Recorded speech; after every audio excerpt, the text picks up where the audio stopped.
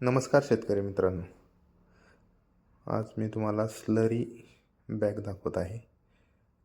स्लरीचे फायदे खूप आहेत मित्रांनो. पहिले मी ड्रममध्ये बनवत होतो. आता मी बॅग आणलेली हायटेक जीवामृत स्लरी बॅग. हे बघा, आता मी तुम्हाला कशी करायची ती प्रोसेस दाखवतो आहे.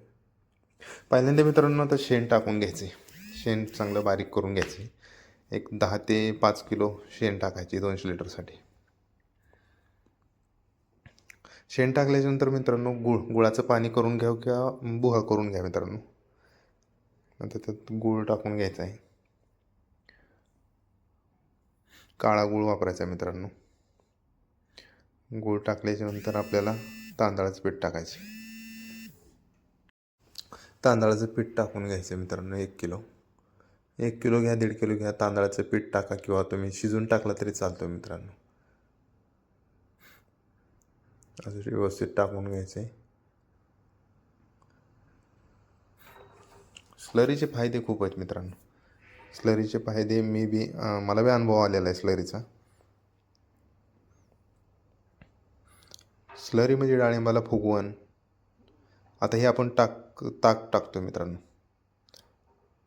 ताक व्यवस्थित हलवून घ्यायचं आणि हे ड्रममध्ये टाकून द्यायचं मित्रांनो.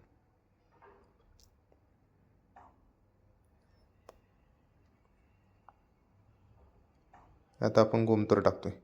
गोमूत्र मित्रांनो आपण किती 5 ते 6 लिटर घ्या.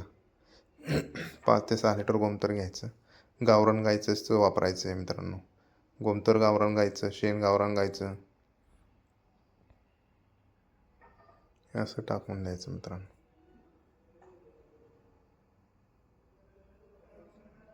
मित्रांनो ह्यात फळं टाकली तरी चालतात. तुम्ही फळं टाका, केळी टाका, पपई टाका, पपईचे साल टाका. सगळं असं बोहा करून टाकायचा मित्रांनो.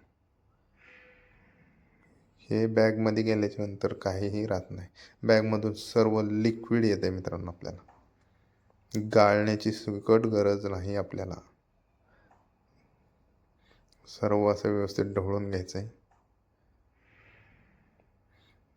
पहिलं मित्रांनो मी बनवायचो ड्रममध्ये, 500 लिटरच्या ड्रममध्ये. ते मला हे करावं लागायचं, 2दा 3दा गाळून ड्रिपनं सोडावं लागायचं. त्याला खूप त्रास व्हायचा. पण ही प्रोसेस एकदम सोपी आहे मित्रांनो.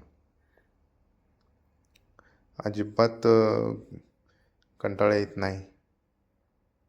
ड्रममध्ये टाकायचं, हलवायचं आणि असा कॉक फिरवायचा आहे. असं कॉक फिरवला की हे बॅगमध्ये सगळं मटेरियल जातं आहे मित्रांनो. हे बघा, बॅगमध्ये चाललं आहे मटेरियल. हे सर्व मटेरियल बॅगमध्ये. ह्याच्यात लिंबाचा पाला टाका. आज मी घेतला नाही, पण प्रत्येक ड्रमला मी लिंबाचा पाला 1-2-3 किलो टाकत असतो मित्रांनो. ही अशी बॅग आहे मित्रांनो. इथून गॅस निघतो मित्रांनो. हे गॅस पाण्यात सोडलेला आहे मित्रांनो. आपल्या बॅगला हवा बंद ठेवावं लागतं आहे. ही बघा स्लरी एकदम स्वच्छ कशी स्लरी निघते बघा मित्रांनो. अजिबात उग्र वास येत नाही.